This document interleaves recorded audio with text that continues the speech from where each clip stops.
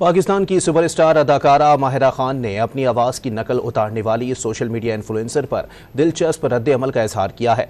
अस्ता अरोड़ा ने माहिरा खान की आवाज़ की नकल उतारने की वीडियो इंस्टाग्राम पर शेयर की, जिसे माहिरा खान ने खूब सराहा। इस इंडस्ट्री में आई थी तो बहुत लोगों ने कहा अपनी नाक फिक्स करा लो, नाक फिक्स करा लो।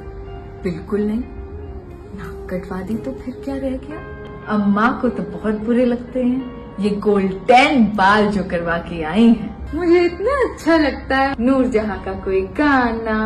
बाय द वे, मेरी नानी को इतना बुरा लगता था ये यार लफ्ज। कोई कहता होगा नानी यार, अम्मा यार, ओ हो। आई वाज लाइक यार का मतलब क्या है यार। वे मौलिया एनानु दस कि मैं तेरी पक्की पक्की मशहूर। पहली बात तो ये बिल्कुल तनकीद करते हैं और मुझ पे तो मुझे लगता है बिला वजह लोग काइंड ऑफ पीछे पड़ जाते हैं।